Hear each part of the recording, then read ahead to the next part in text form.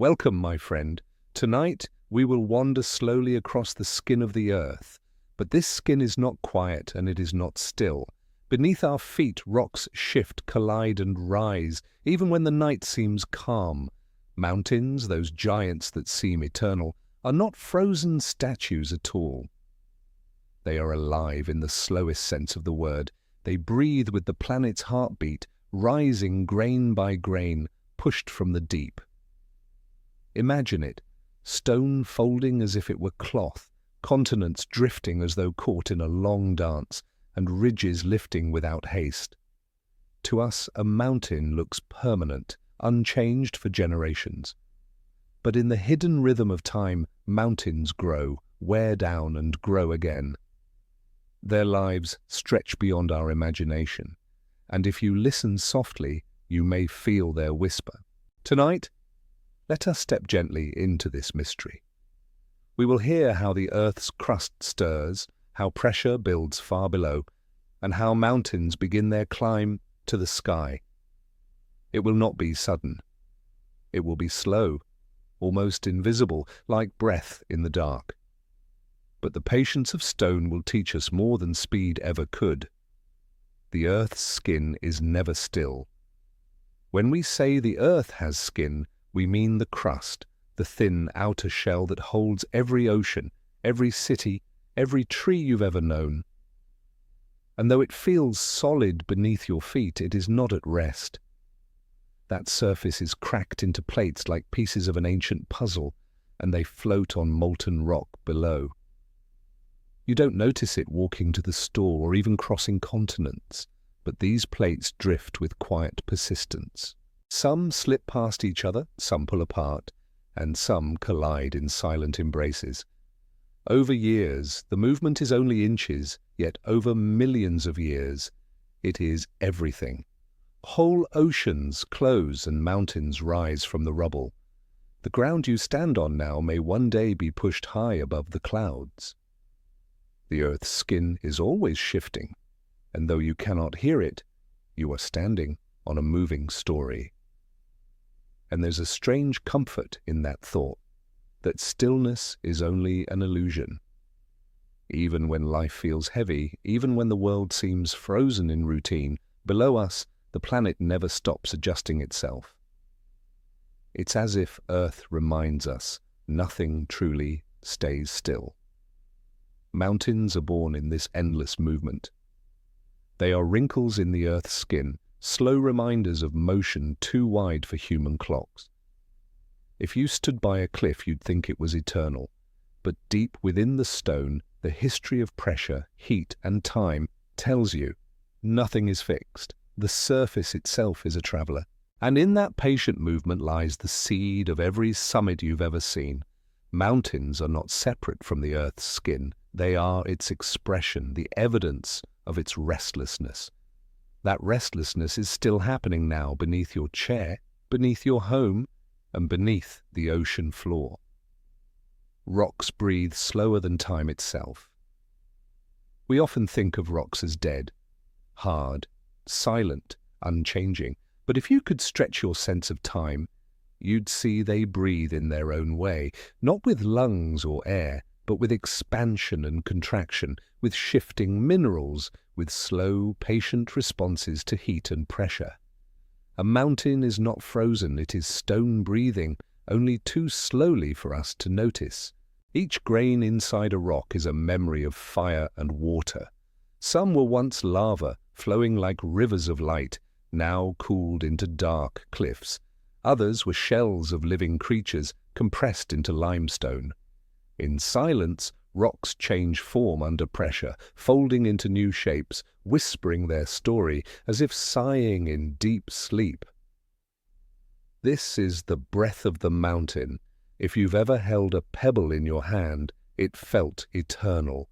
But even that pebble is moving in the grandest sense. It may become sand in a river. It may melt and rise again in magma. Rocks cycle through life as surely as trees do, though their rhythm is almost beyond imagination. Mountains are built from this breathing stone, stacked layers upon layers of ancient memory, And that slowness has power, because what moves too slowly for us to see often controls the largest changes in the world. Rocks bend, stretch, and break across millions of years, shaping the very landscapes we live within. The mountain's breath is not wasted. It is how continents grow, how peaks sharpen, and how valleys deepen. So next time you look at a mountain, think of it not as frozen, but as alive in its own language of time. It breathes, just not for you to hear. Pressure deep underground begins the rise. If you close your eyes and imagine deep beneath your feet, you might sense it, a weight pressing, folding, pushing. Down there, pressure builds slowly like a hand squeezing clay. This pressure is invisible, but it is the force that lifts mountains skyward. Beneath every peak, there is a story of crushing weight turned into upward strength. Where tectonic plates meet, the rock is forced to fold. Imagine pushing two rugs together. They crumple and rise. In the same way, continents press until stone ripples and ridges form. That is the first step of a mountain, pressure so vast it moves stone like paper. You don't see it, but the earth is flexing its muscles deep inside. This pressure also creates heat, and with heat comes transformation. Rocks change their structure, minerals realign, and the earth writes a new chapter in silence. The mountain begins not with a roar, but with layers of stone agreeing to bend, and once bent, they never return to what they were. The rise has begun. What's strange is how patient this rise is. To us, it looks still. To the mountain, it is constant. Day and night, year after year, pressure builds. Each fraction of an inch is unnoticed by human life, but in geologic time, it is unstoppable. Peaks higher than clouds are nothing more than pressure's poetry written in stone. So when you see a ridgeline stretching across the horizon, remember, it started as invisible pressure, deep underground. The mountain is the surface's reply to the weight below, the silent drift of tectonic plates. The earth beneath you is not one piece. It is a puzzle of plates that float on molten layers. Slowly, quietly, they drift. It feels impossible to imagine. Whole continents moving like rafts on fire. Yet this drift is the engine of mountains. Without it, there would be no peaks, no valleys, no shifting horizons. These plates move a few centimeters a year, that is as fast as your fingernails grow. But over millions of years, those centimeters add up. The Himalayas, for instance, are still rising today because India continues to push against Asia. Imagine a landmass the size of a country, nudging forward every year, unstoppable. That is how mountains keep climbing. Sometimes the drift is outward, creating oceans. Sometimes it is inward, pushing land into land, folding stone into peaks. Each movement leaves a scar, a trench, a ridge, a fault line. And sometimes, in sudden release, earthquakes remind us of the hidden drift. The Earth's plates don't ask permission, they move as they always have. The silence of this drift is what makes it so powerful. No one hears continents collide, no one feels ridges rise in real time. But if you zoom out, past centuries, past civilizations, you would see continents dancing. Every step in that dance leaves behind mountains, like footprints across the Earth's face. And in that dance lies the truth. Mountains are not accidents. They are the natural consequence of a planet always in motion, always shifting, always alive. Where two plates meet, a wrinkle forms. At the heart of every great mountain range is a meeting place. Two plates approach, and instead of breaking apart, they wrinkle. Stone does not flow like water, but it bends under enough force. That bend is the first wrinkle, the seed of a mountain. Simple, yet it shapes the tallest peaks we know. Think of the Himalayas. They are nothing more than the grand wrinkle of India pressing into Asia. But that wrinkle has grown into Everest, touching the sky. All mountains begin this way, silent wrinkles in the Earth's crust stretched into eternity. They remind us that even the strongest material yields under enough time and pressure. The wrinkle grows because neither plate gives way. They press and press, lifting stone higher, folding layers upon layers. And as they lift, valleys form beside them. Mountains and valleys are born together, twins of the same collision. One rises, the other sinks, both carved by the same hand of pressure. It is humbling to think that such towering giants are simply wrinkles. What we see as eternal landscapes are really the Earth's attempt to deal with its own collisions. Each wrinkle is a compromise, a place where stone found no other option but to rise. The first shiver of a newborn mountain. Every mountain has a moment when it first begins to tremble into being. It isn't an explosion or a sudden birth, but a subtle shiver deep below. Picture stone pushed upward, folding against its will, resisting yet yielding. That first shift is so small it goes unseen, but it is the beginning of everything. A mountain's life starts with that hidden quake, the faintest ripple in the Earth's crust. For us, a shiver lasts a second. For a mountain, it might last centuries. The stone bends, resists, then finally surrenders to the pressure. You could walk across that land and never notice what was happening beneath your feet. Yet slowly, almost invisibly, the ground changes. The first wrinkle grows, the first uplift strengthens, and something permanent is set in motion. There is mystery in this hidden beginning. No human witnesses it. No animal senses it. Only the Earth itself knows the moment. But one day, ages later, a ridge will rise where that shiver began. It is as though the mountain was born in secret, its first cry unheard. And only much later do we see the evidence, cliffs, peaks and horizons redrawn. The first shiver also carries an echo. Every mountain you see today holds in its layers the memory of that beginning. The way the stone folded, the way minerals compressed, the way pressure shaped its skeleton, all of it began with a single push, a first shiver. What looks like permanence is really a long ripple from a moment deep in the past.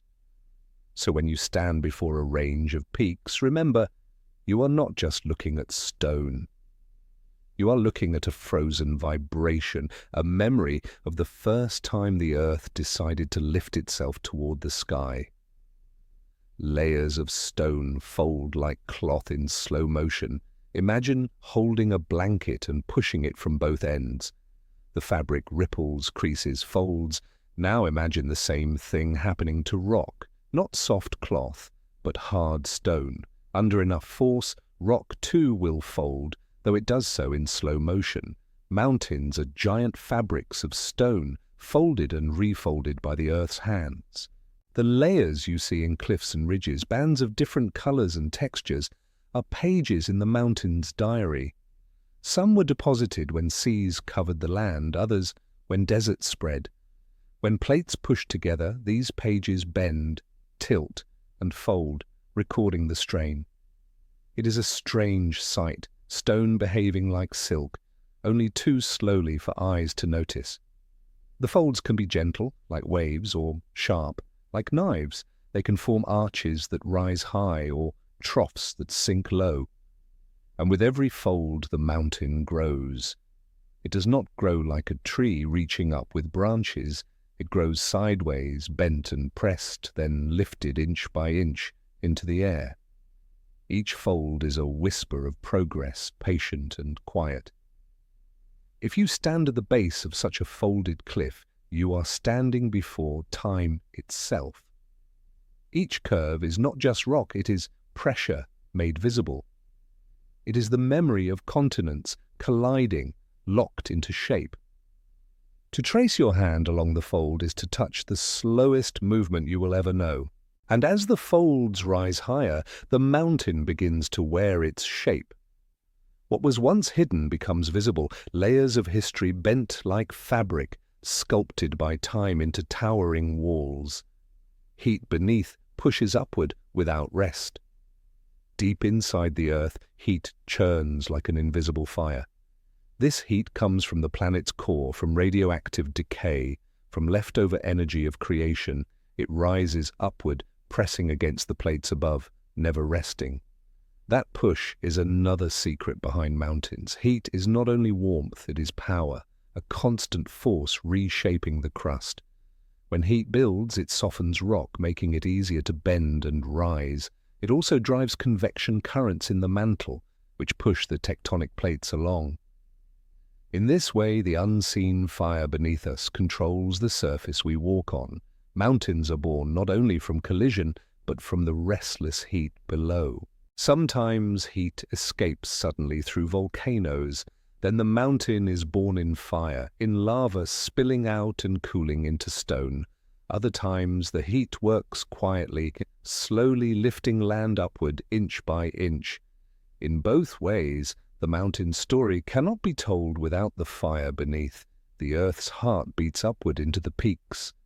If you look at a range like the Andes, you are seeing the hand of heat. There, magma rises and pushes, volcanoes erupt, and ridges climb higher. The Andes are a marriage between pressure and fire. Their slopes are proof that the Earth never sleeps inside. And so every mountain carries within it a trace of this hidden fire. Even the quietest ridges, the ones covered in snow and silence, are lifted by the heat below.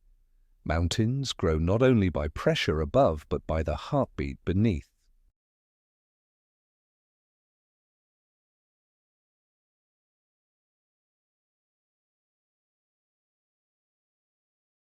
Water seeps into cracks, carving patience. Stone may look unbreakable, but water has a way of proving otherwise. Drop by drop, it seeps into cracks, freezes, expands, and slowly pries the rock apart. Streams carry pebbles, rivers carve valleys, rain smooths jagged edges. Over time, water is both sculptor and destroyer, carving the mountain with patience beyond measure. When water enters a crack and freezes, it grows, pushing the stone apart. Over thousands of winters, cliffs crumble into boulders and boulders into sand. This freeze and thaw dance is one of the most powerful tools of erosion. It does not rush, it simply repeats again and again until the mountain yields. Rivers too take part in this patient carving. They begin as trickles, then become torrents. They slice through stone, carving canyons, shaping valleys, carrying the mountain's bones to the sea. Every river you see began high on a mountain slope, born from melting snow or rain, carrying pieces of the peak downward. And yet, this carving is not destruction alone. It is creation too. The valleys we admire, the meadows where people live, the fertile plains, all of these exist because water carved the mountain. The beauty of the land is a gift from erosion, a balance between growth and loss. So when you hear a stream trickling down a slope, listen closely. That sound is not just water. It is time itself carving the mountain, one drop at a time. Tiny tremors echo the mountain's heartbeat. Though mountains rise in silence, they are never completely still. Tiny tremors move through them like the faint beat of a heart. Most are too small for us to feel, yet they are always there, signs that the earth beneath is alive. Each tremor is a reminder. The mountain is not finished. It is still growing, still shifting, still breathing in stone. These tremors come from the same pressure that built the peaks. As plates push, the stress sometimes slips, releasing a pulse through the rock. We call them earthquakes when large, but most are whispers, too soft for human senses.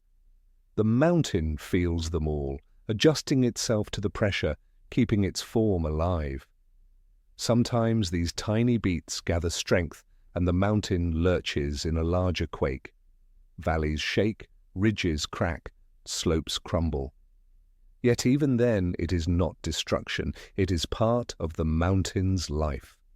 Just as a heartbeat rises and falls, so too does the rhythm of the earth. Mountains are not carved once and left. They are in constant adjustment. The Himalayas, for instance, tremble often. India continues to push into Asia, and the peaks still rise millimeter by millimeter. Every tremor is a sigh of that collision. You may not notice it standing on a street in Kathmandu, but beneath, the heartbeat continues, steady and patient. Valleys bow while ridges lift higher. Mountains do not rise alone. As stone folds upward into ridges, other parts sink downward into valleys. It is the same collision, the same pressure, expressed in opposite ways. One side bows low, the other lifts high. This partnership is the secret of every great landscape. Valleys and ridges are born together, inseparable twins of the same story. If you walk through a valley, you are standing in the shadow of a mountain's rise. The land bowed so the ridges could stand taller. Rivers often find these low places, filling them with life, carving deeper as centuries pass. Valleys may look gentle compared to the cliffs above, but their existence is just as dramatic. They are the silent balance to the towering peaks. The way valleys bow tells us much about the force at work. Some stretch wide and open, others cut narrow and steep. Each shape is a reflection of pressure, of how the earth bent at that place. What seems like a peaceful meadow is in fact the scar of a collision too large for us to imagine. Beauty is born from struggle, and valleys are the gentlest reminder of that. And just as ridges rise slowly, valleys deepen over time. Rivers carry stone away, glaciers carve trenches, and the floor of the valley becomes fertile ground. Life gathers there, plants, animals, people. Civilizations rise in valleys nurtured by the very mountains that created them. In this way, mountains and valleys are not just opposites, they are partners in the dance of time.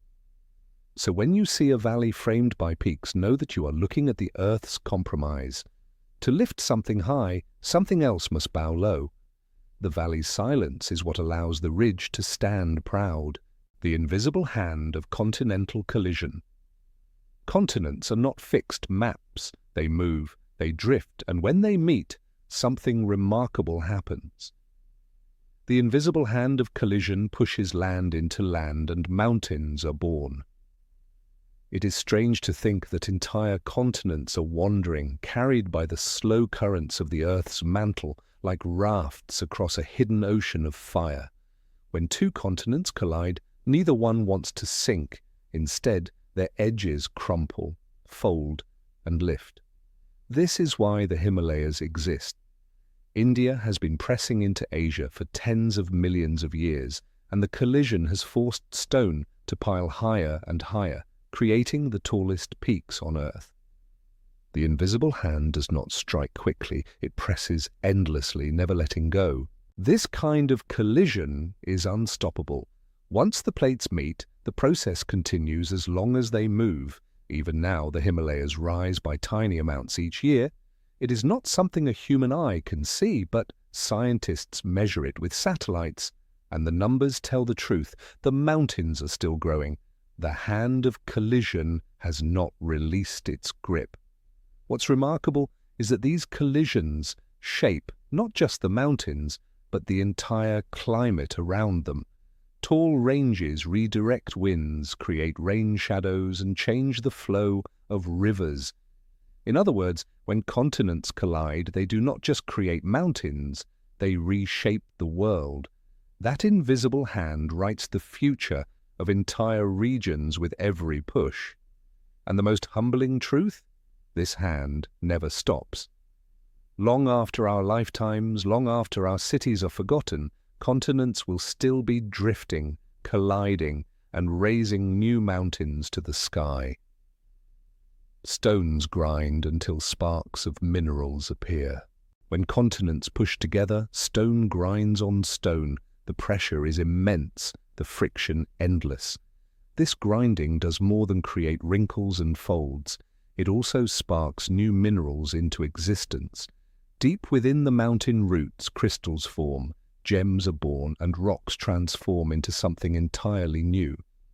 The grinding is not destruction, it is alchemy in slow motion. Marble, for example, begins as limestone. Under heat and pressure, its crystals grow, and it becomes something different, smoother, brighter, stronger. Schist, gneiss, quartzite, these two are children of pressure, their beauty written in the scars of collision. Every sparkling grain in a mountain wall is a memory of stone ground into new life. Some of the world's most prized treasures, diamonds, sapphires, emeralds, are found in mountains. They were not placed there suddenly but slowly over millions of years as carbon, heat, and pressure combined in just the right way. When people climb mountains, they often look for views, but within the rock itself lies a hidden wealth born from grinding that never ceased. This process is ongoing, even now. As plates continue to push, new minerals form deep beneath us. We may never see most of them, but the earth is still crafting its jewels in secret. The mountain is both builder and treasure chest, creating wonders hidden in its core. And so when sunlight strikes a crystal in a rock face, remember that sparkle is not just beauty. It is time, pressure, and patience made visible. A spark of mineral born from the grind of continents colliding. Mountains rise not in leaps, but in whispers. To the human eye, mountains seem eternal, but their rise is not sudden. It does not happen in leaps or eruptions alone. Most of the time it happens in whispers, silent lifts almost imperceptible, stretched over millions of years. If you could watch the earth sped up like a film, mountains would ripple upward like waves in slow motion. The Himalayas, the Andes, the Rockies, they did not appear overnight. They whispered themselves into being, one fraction of an inch at a time. Each whisper was a tiny adjustment, a release of pressure, a new fold in the crust, and together those whispers built giants that now scrape the sky. Greatness in nature, like greatness in life, is rarely sudden. It is patient. This patience is what makes mountains such powerful teachers. They remind us that progress is not always loud. You do not need to roar to change the world. You can grow in silence, inch by inch, and still reach unimaginable heights. The mountain's rise is a whisper that became a roar only when time was stretched long enough to hear it. Scientists measure this growth with tools more sensitive than the human body. Satellites detect millimeters of rise each year, proof that the whispers are still speaking. Even now, ranges are growing higher, though our eyes cannot tell. The mountain is still whispering to the sky. So next time you see a peak, let it remind you of whispers. For every summit is proof that silence and patience together can move the earth itself. Each peak is a diary of pressure and time. Look closely at a mountain and you will see more than stone. You will see layers, colors, cracks, folds. All of them entries in a diary written across millions of years. Each peak is a record of pressure and time, a storybook of the Earth's hidden labor. The higher the peak, the longer the story, and the deeper its pages go. A cliff face may show bands of rock stacked like shelves. Each band tells of a different age, one when seas washed over the land, another when deserts spread, another when forests lay buried. Pressure bent these pages, but they remain legible to those who know how to read them. Mountains are not just walls of stone, they are libraries. Time has a way of pressing its ink into rock. Fossils, minerals, crystals, and patterns are the letters of this diary. Some pages are folded sharply, others gently curved, but all of them reveal the Earth's handwriting. Every summit carries its own unique script, its own way of remembering what it has endured. And if you climb high enough, you may find that the mountain's diary reaches places no human history can. Long before cities, long before language, the mountain was already writing its story. Our lives are short chapters compared to the epochs carved into the peak. To stand on a summit is to stand on the archives of time itself. So each peak is more than a landmark. It is a diary open to the sky, telling us quietly what it means to endure, to change, and to rise over ages. The air thins as the summit slowly sharpens. The higher a mountain grows, the thinner the air becomes. Oxygen lessens, winds grow stronger, and the summit begins to sharpen into a point against the sky. This thinning air is not just a challenge for climbers, it is part of the mountain's shaping. Weather sculpts its edges, ice smooths its walls, and the very act of rising pulls the summit into a finer form, like a chisel working on stone. At lower slopes, forests thrive. Higher up, only grasses survive. Higher still, nothing grows, only rock and snow. This gradient is the mountain's own story of thinning air. Life itself bows out, leaving the summit bare, exposed to the elements. There is beauty in that bareness, as though the mountain is stripped down to its essence the higher it climbs. The sharp summit is also a symbol of balance. Every push upward narrows the peak, focusing all that pressure into a single point. It is nature's way of reminding us that even giants must taper at their highest places. The summit is not wide and sprawling. It is delicate, a fragile tip formed from relentless upward growth. And because the air is thin, the summit is always changing. Winds erode it, ice chips it, lightning cracks it. The sharpness is temporary, a fleeting shape.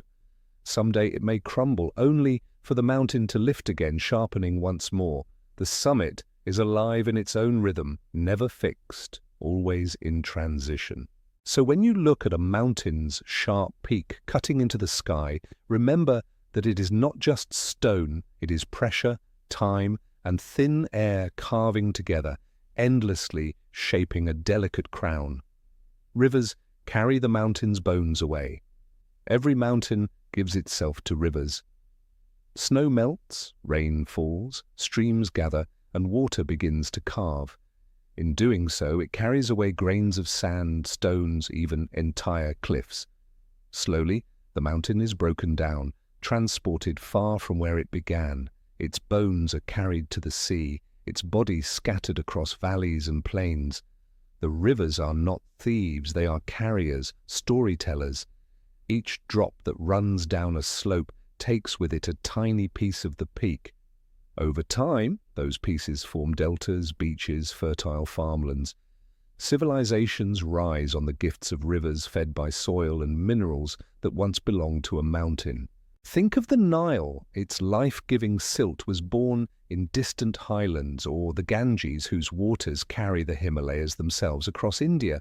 Each river is a messenger telling the lowlands about the mountain's sacrifice. What looks like flowing water is really the mountain traveling grain by grain into new forms of life.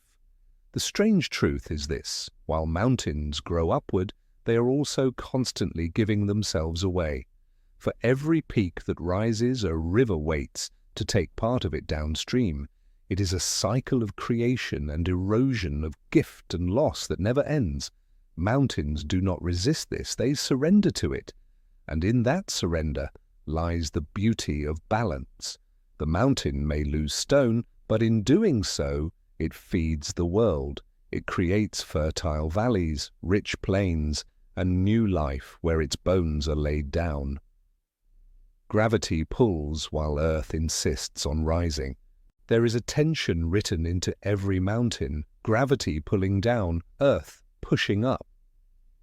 This silent battle shapes the land we see.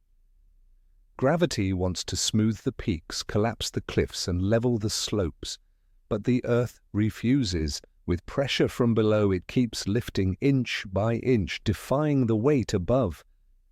Every rock that falls, every landslide, every avalanche is gravity's voice. But each ridge that continues to rise is Earth's reply.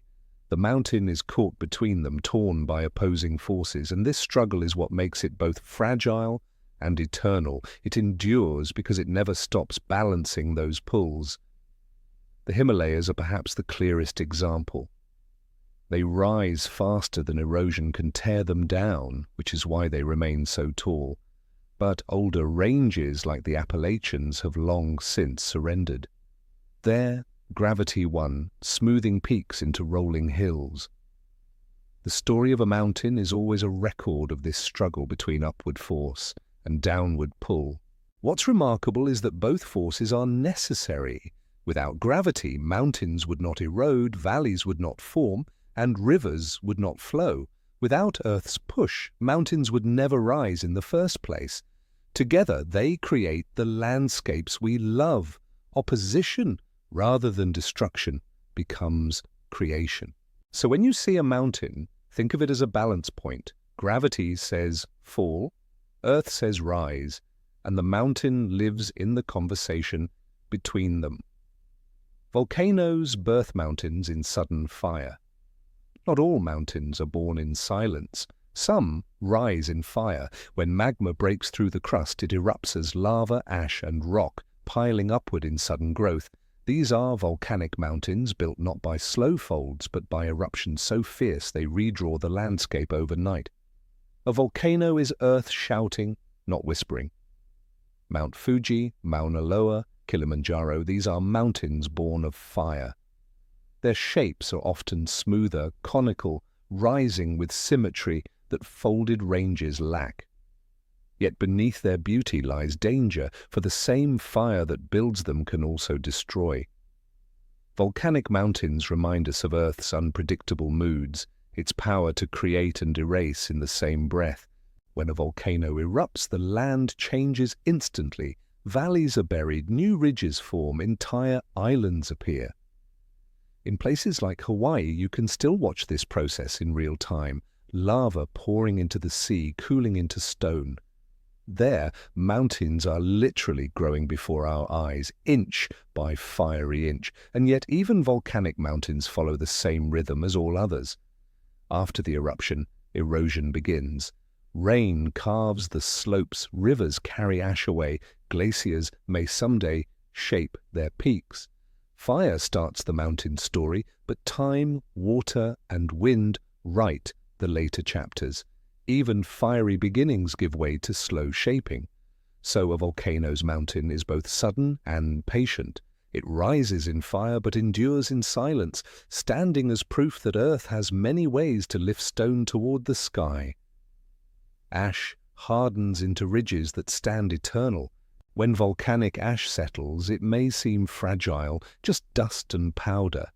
But given time, pressure, and water, it hardens into stone. Entire ridges are built from this ash, forming mountains that can stand for ages. What was once smoke in the air becomes a wall of rock, silent and enduring. Ash, the symbol of endings, becomes the seed of new beginnings. These hardened ridges tell a strange story. They were born from destruction, explosions, collapses, clouds of fire. Yet they stand as solid guardians of the land. The paradox is clear. What seems fleeting and fragile can become eternal when given time. Ash is not the end, it is a foundation. In Iceland, in the Andes, across the Pacific Ring of Fire, these ridges still rise. Each layer of ash, hardened into rock, stacks upon the last. Over millennia, they become mountains as lasting as any folded peak. To walk upon them is to walk on history, the memory of fire pressed into stone.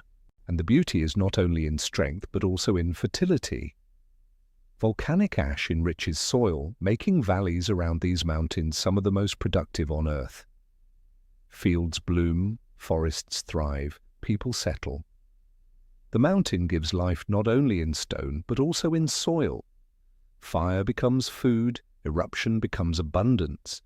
So when you see a dark volcanic ridge, remember the hidden journey, from ash floating in the air to stone rooted in the earth, from fleeting dust to eternal wall. That is how mountains grow from fire into silence. Ice carves its signature across high walls. When a mountain grows tall enough, ice claims it. Glaciers form, pressing down with unimaginable weight, then sliding slowly, carving deep grooves into stone. It is not fast, not violent, it is patient. The mountain becomes the canvas, and ice becomes the sculptor. Every ridge, every hollow, every sharp wall you see at high altitude carries the icy signature of glaciers. The carving begins high, where snow piles year after year, compacting into ice. Gravity takes over, pulling that ice downslope, and though it moves only inches a day, its strength is beyond anything you can imagine. It drags entire boulders, polishes valleys, and scrapes cliffs into sheer faces. The mountain wears these scars proudly, reminders of the ice that shaped it. If you've ever seen a jagged peak, you've likely seen ice's work. Glaciers carve sharp horns, cut cirques, and leave behind amphitheater-like basins. The famous Matterhorn, the rugged Alps, the dramatic spires of Patagonia, all were sculpted by this slow, cold hand. The beauty of their shapes is the story of ice meeting stone. What's remarkable is how glaciers carry the mountain's body as they move. Rocks trapped within the ice scrape along the valley floor, grinding it smoother, dragging pieces of the peak toward the lowlands.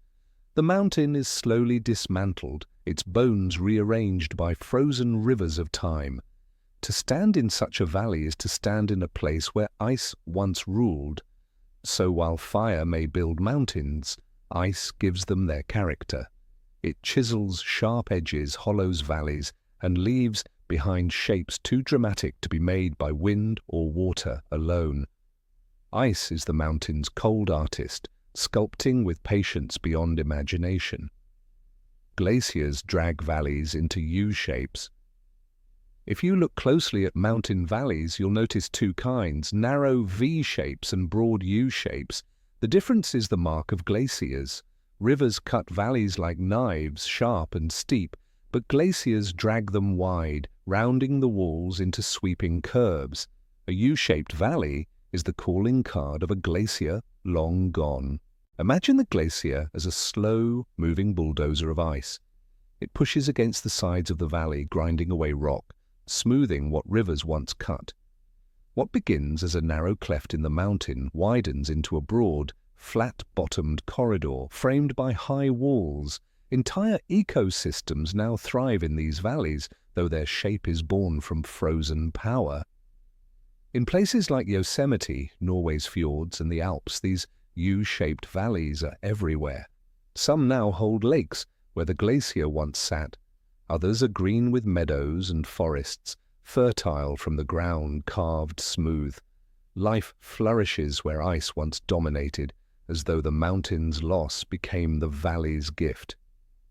It is strange to think that ice, something we think of as fragile, can carve stone into such grand forms, but glaciers do not rush.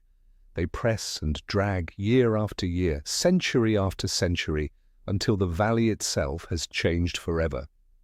What looks gentle now was once a battlefield of rock and ice. So next time you walk through a broad valley, imagine the glacier that once filled it. Imagine the mountain bowing to that frozen sculptor, yielding stone to its patient drag. The U-shape is its lasting footprint, a memory of ice still visible in the land. The freeze and thaw split boulders apart. Ice does not only carve valleys, it also works in smaller, quieter ways. When water seeps into cracks in stone and freezes, it expands. That expansion pries the rock apart, grain by grain, year after year. It's called frost wedging, and it is one of the most relentless sculptors a mountain will ever know. Picture a single boulder high on a slope. Rain seeps into its cracks during the day, and by night, when the air freezes, the water expands. The crack grows just a little wider. it seems insignificant, but after thousands of nights the boulder splits. Eventually it tumbles downslope, part of the mountain carried away by its own climate. This freeze-thaw rhythm is repeated endlessly across peaks and ridges. Cliffs fracture, slopes crumble, scree fields gather at the base of walls. If you've ever seen piles of broken rock beneath a mountain, you've seen the result of this simple but powerful cycle. It is not quick, but it is certain. Ice always finds a way into stone. What's humbling is that the mightiest walls fall to the smallest action. A single droplet freezing and thawing can break apart a cliff. Mountains, for all their grandeur, are vulnerable to the quiet insistence of ice. The patient repetition of the seasons is stronger than stone, and so with every freeze, every thaw, mountains surrender a little more, not in dramatic collapse, but in small, persistent fractures. The peaks are carved not just by glaciers, but by the tiniest drops of water turning to ice. Snow becomes the mountain's sculptor. Snow may seem soft, even harmless, but on mountains it becomes a sculptor. Layer after layer falls, compacts, and shapes the slopes. Over time, it forms cornices, ridges, and smooth blankets that reshape the mountain's appearance. What looks like simple whiteness is actually a slow sculpting of stone beneath. Snow smooths sharp edges, softens ridges, and fills valleys.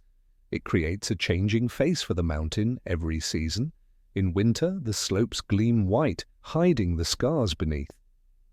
In summer, when snow melts, the mountain reveals its raw bones again. This constant dressing and undressing is part of the mountain's rhythm, a reminder of how temporary even the harshest conditions are.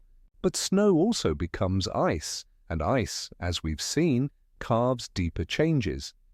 A snowfield may someday become a glacier, beginning the long journey of reshaping the mountain. What starts as a gentle snowfall can become a force strong enough to carve valleys and tear cliffs apart. Snow is the seed of transformation.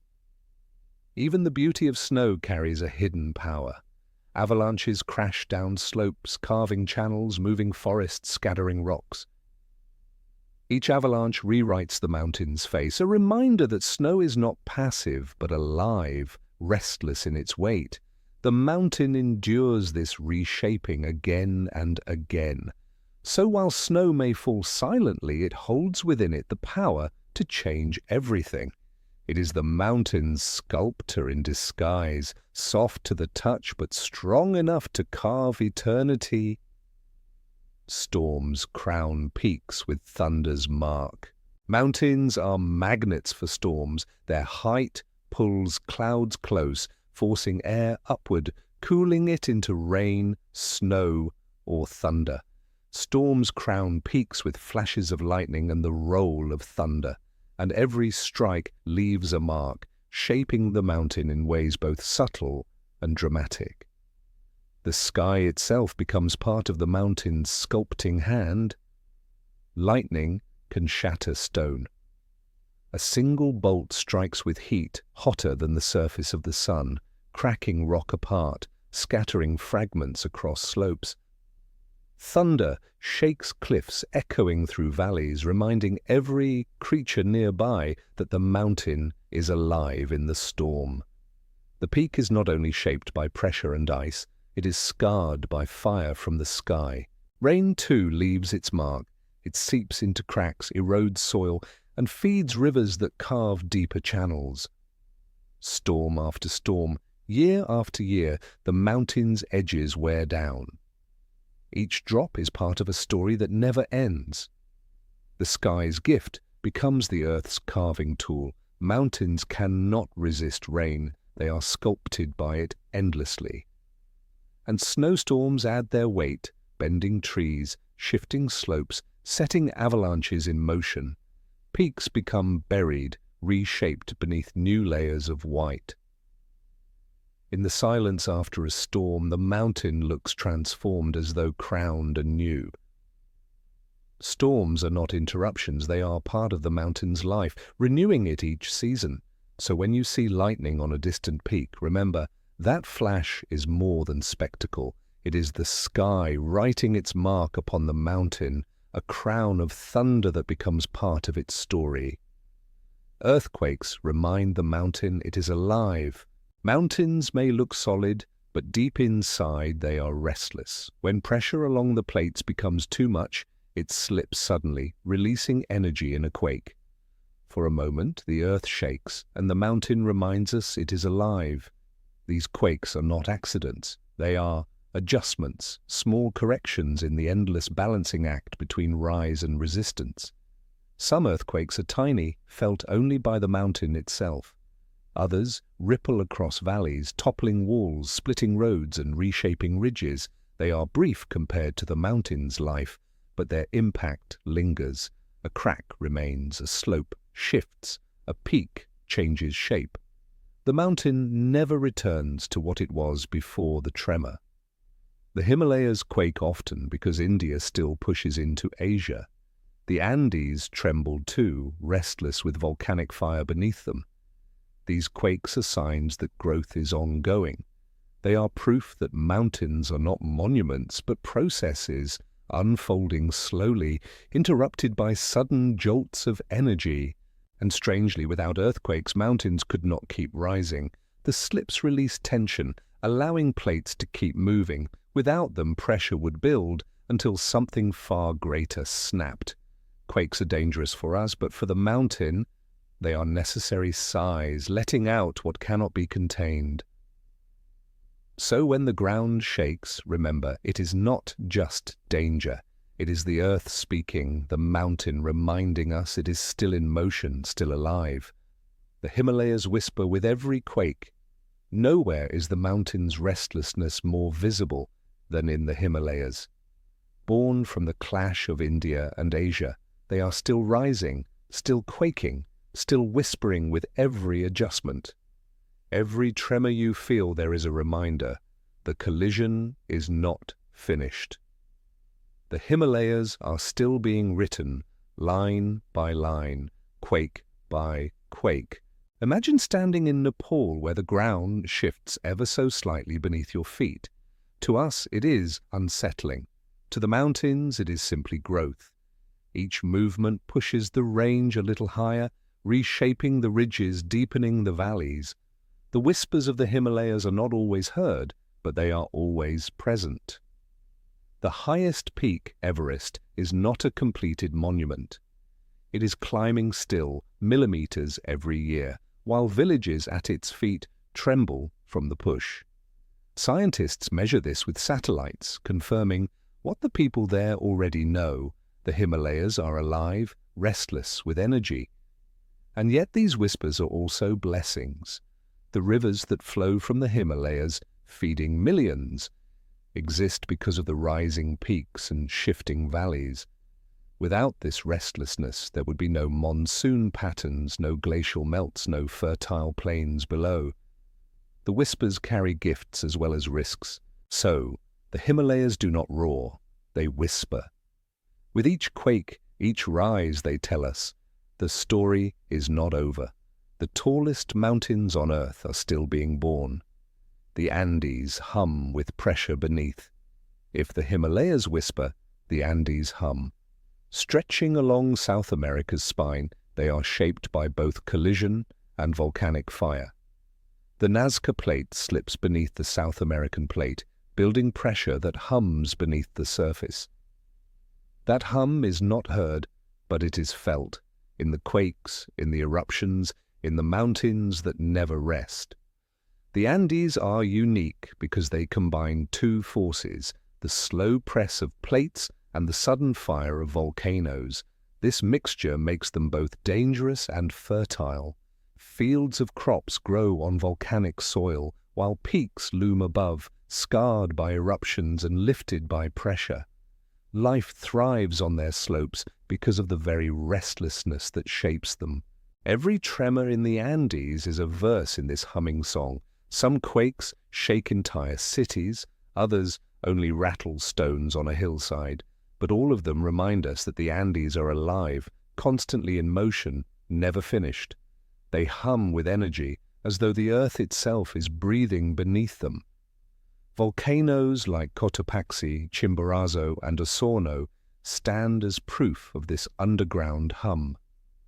Their eruptions are moments when the hum bursts into sound, releasing what has been building for centuries. Between eruptions, the silence is deceptive. The pressure is always there, humming quietly below. So when you walk the Andes, feel the ground. The hum is there beneath your feet, shaping not only the mountains but the lives of those who depend on them. The Alps curve like folded paper. The Alps, unlike the fire-born Andes, are mountains of folding. They look as though the earth took sheets of stone and bent them like paper, crease upon crease. Their graceful arcs and sharp ridges are the result of slow pressure, folding Europe's crust into curves that stretch across the horizon. Each layer of limestone and granite in the Alps tells of bending under force. Seas once covered this land, leaving sediments that hardened into stone. Then Africa pushed against Europe, folding these stones upward into majestic ridges. What you see today is that fold made permanent, a frozen ripple in the Earth's crust. The Alps are younger than the Appalachians, which is why they are still sharp. Their peaks have not yet been worn down by endless erosion. Their curves are fresher, their ridges sharper, their faces still telling the story of recent folding. To walk through them is to walk through a crease in the planet's paper. And though they lack volcanic fire, the Alps have their own drama. Avalanches thunder, glaciers carve, storms reshape the slopes. The folding never truly ends. It simply shifts to smaller scales as stone and ice continue the slow work of shaping. The Alps live in constant dialogue with gravity and weather. So when you look at their graceful arcs, think of paper folded in giant hands. The Alps are that paper, creased by the weight of continents colliding, their beauty born of pressure turned into curves. The Rockies stretch like a spine across a continent. The Rockies rise differently. They do not curve like the Alps, nor hum with volcanoes like the Andes. Instead, they stretch long and steady, a spine across North America. They are the backbone of a continent, shaped by ancient collisions and uplift, standing as a reminder of forces that spanned half a world. Their rise began when oceanic plates slipped beneath the land, pushing rock upward in broad swells rather than sharp folds. This gave the Rockies their long ridges stretching for thousands of miles. They are less a wrinkle, more a lifted back, as if the earth itself arched upward to stand taller. The Rockies carry diversity within their length. In the north, glaciers carved jagged peaks. In the south, desert winds shaped red canyons and mesas. Each region of the Rockies tells a different part of the story, yet together they form a single, unbroken spine. They tie together the continent, a natural boundary and landmark. Life follows this spine. Rivers are born on its slopes, feeding plains on either side. Forests spread across its ridges while animals migrate along its length. Human history, too, has been guided by the Rockies. Nations divided, explorers challenged, civilizations nourished by the rivers they provide. The mountain spine shapes not only land, but destiny. So when you look at a map, trace the Rockies from Canada to New Mexico. See them for what they are. A backbone of stone stretched across a continent, holding its shape against time. Mountains guard secrets of ancient seas. It's easy to think of mountains as purely land, but many of them began underwater.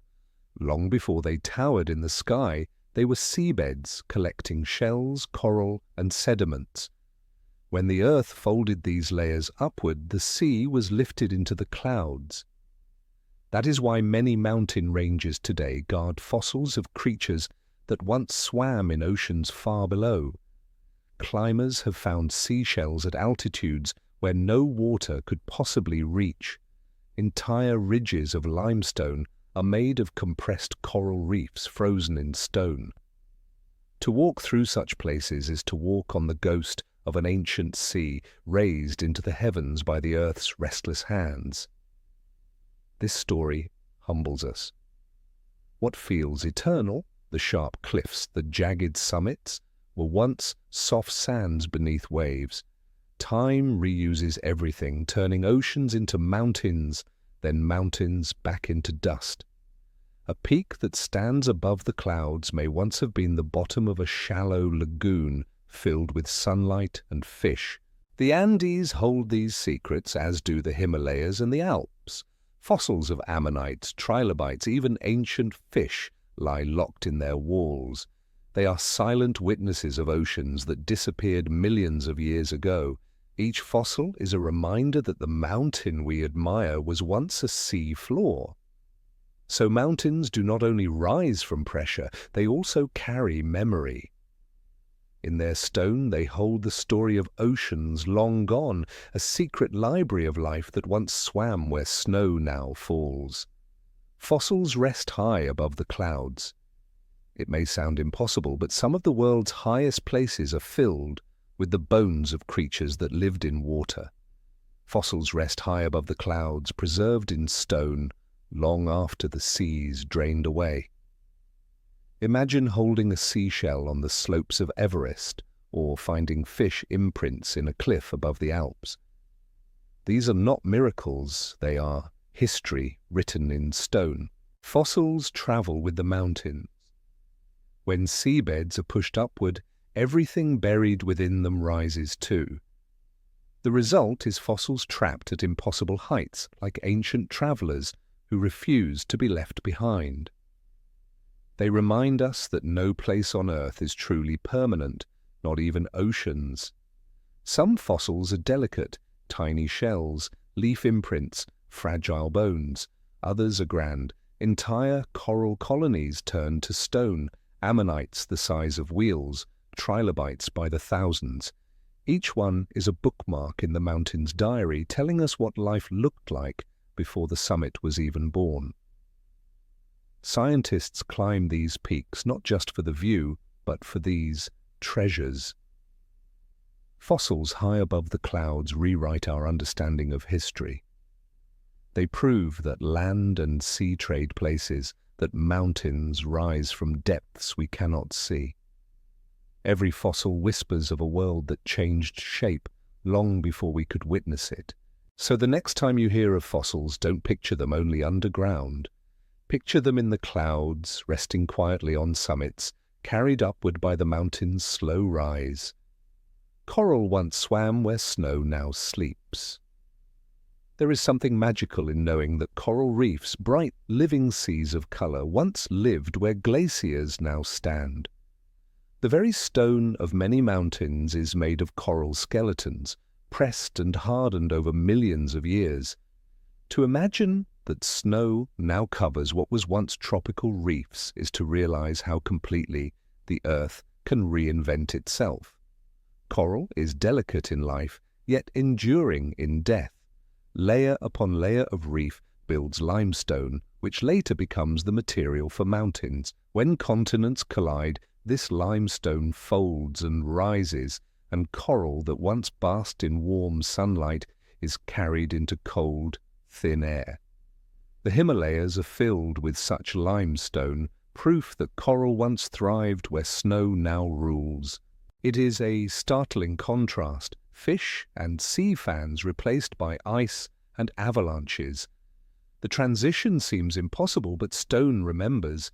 Every limestone wall in the mountains is testimony that seas once lay where climbers now struggle for breath. The coral did not vanish, it became the mountain itself.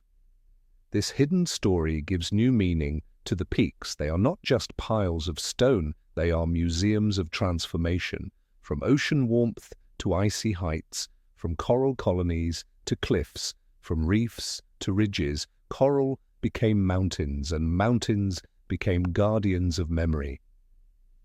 So next time you look at a limestone face glittering in the sun, remember the coral that swam there once. The snow hides it now, but the stone still tells its story. Salt and limestone rise to impossible heights. Salt and limestone, both born from oceans, often rise with mountains. Salt comes from the drying of ancient seas left behind in thick beds.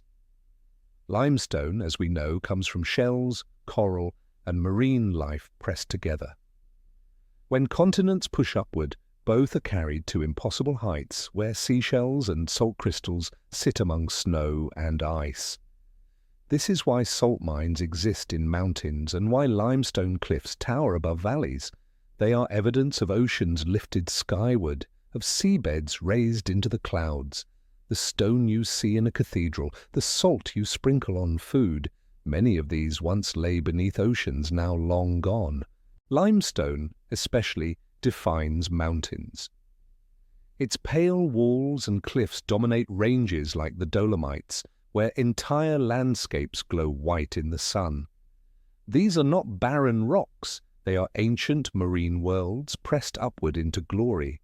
And when rain touches them, they dissolve easily, creating caves, sinkholes, and underground rivers, more evidence of their watery past. Salt, too, shapes mountains uniquely. It flows under pressure, slowly moving like soft clay.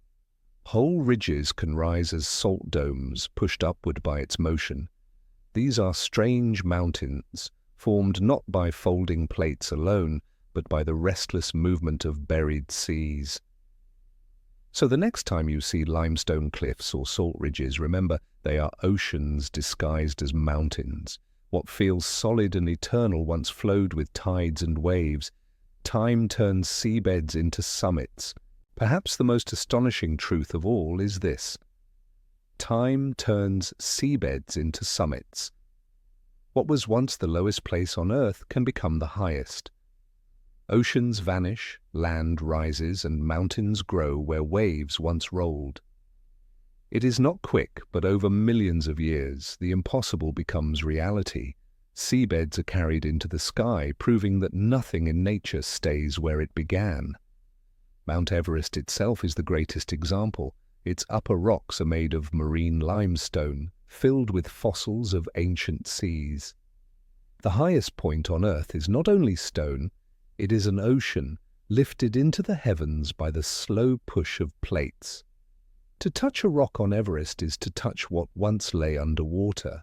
This transformation shows how time itself is the greatest sculptor. It does not need speed or force. It only needs patience. Seabeds, pressed down by the weight of oceans, eventually rise higher than clouds, rewriting the very map of the planet. The mountain is living proof that nothing is fixed, not even the seas themselves. And in this transformation lies a lesson. Permanence is an illusion. Oceans come and go, mountains rise and fall, everything is recycled by the patient hand of time. What feels eternal is simply one stage in a cycle too vast for us to grasp fully. So when you stand at the foot of a mountain, know this: you are standing on an ancient sea, now raised to the sky. Time is the bridge between seabed and summit. Mountains change climates without speaking. Mountains are more than landforms, they are climate makers. Their height interrupts the movement of air, forcing winds to rise, cooling them into clouds and releasing rain or snow. This silent act shapes weather for entire regions. Without speaking, mountains determine where deserts form, where rivers flow, and where forests grow. They are quiet architects of climate. Think of the Andes. They catch the moist air from the Atlantic, feeding the Amazon rainforest. Without them, the forest would not exist. On the other side, their shadow creates the Atacama Desert, one of the driest places on Earth. The same mountain wall creates both lush life and dry silence. The Himalayas, too, shape monsoons. Warm, wet winds rise against their slopes, pouring rain into South Asia, feeding fields and rivers. At the same time, they block cold winds from the north, creating warmer climates for millions of people. The mountains decide the rhythm of seasons without ever saying a word.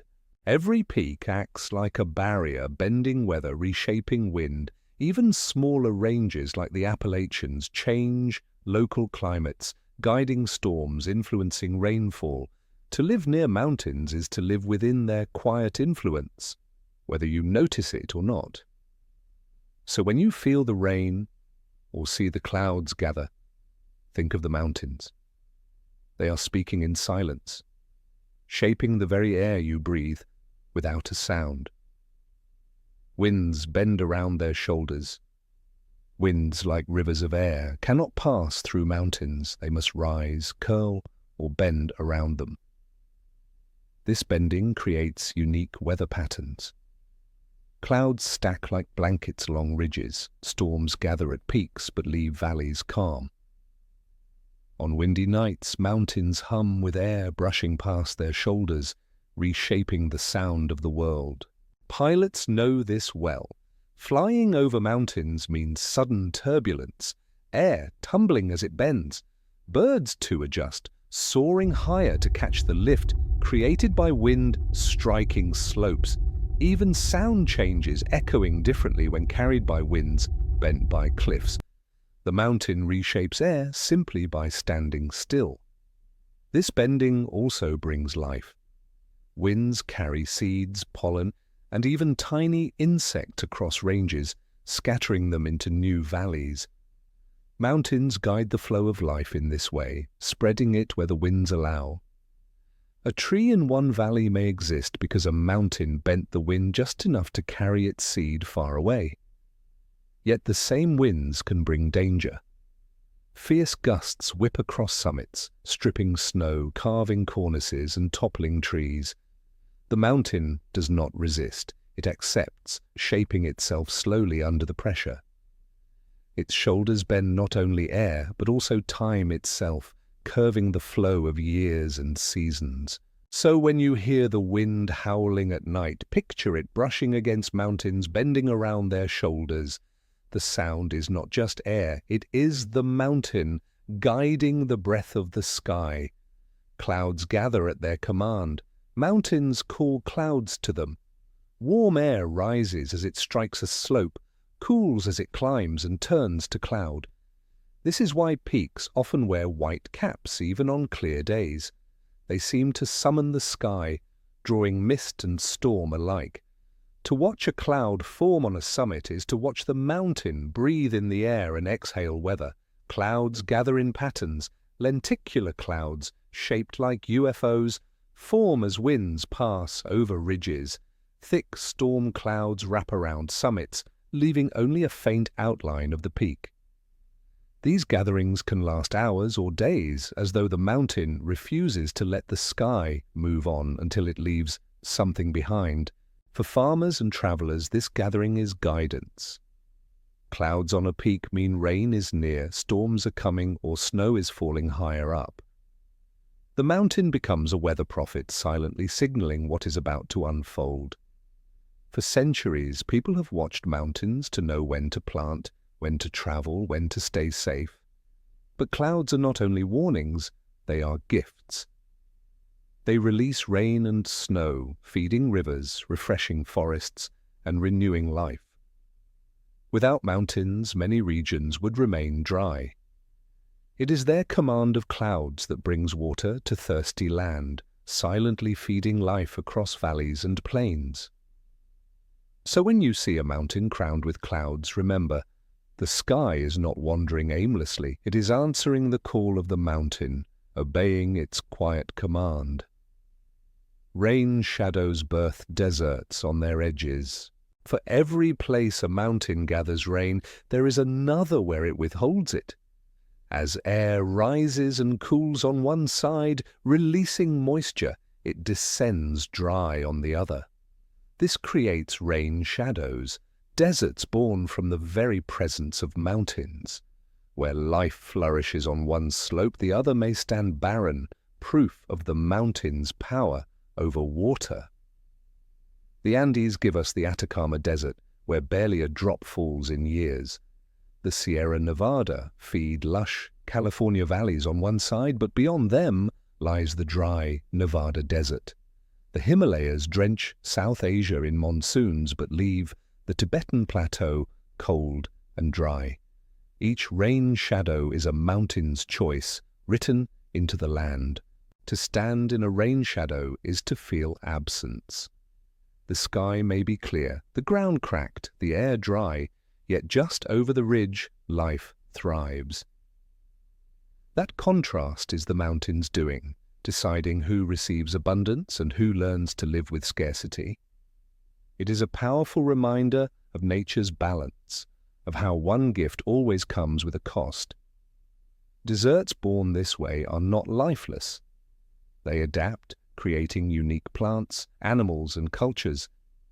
People learn to survive with less, to listen to the rhythms of dryness. The mountain, by withholding, shapes resilience as much as it shapes abundance elsewhere. So when you cross from green valley into dry desert, notice the ridge behind you. That line of stone is the reason one side blooms while the other waits in silence. Forests cling to slopes like fragile paint. Mountains, though rocky and steep, are often dressed in forests.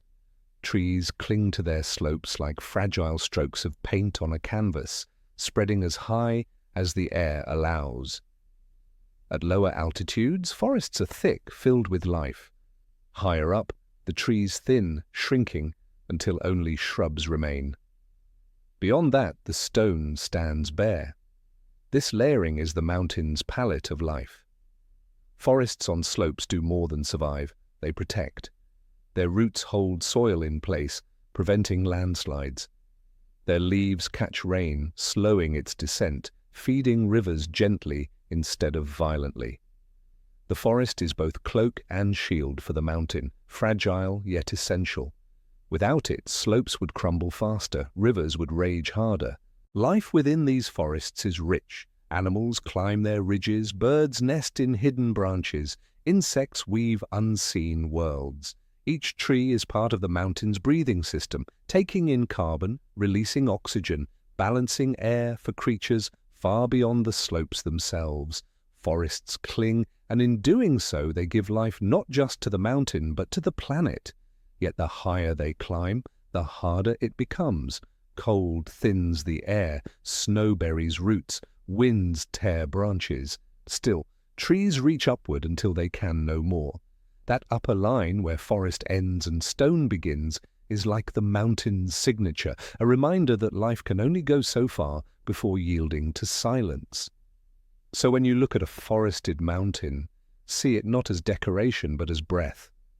The trees cling like fragile paint, yet they hold the mountain's balance, giving it color, life, and voice.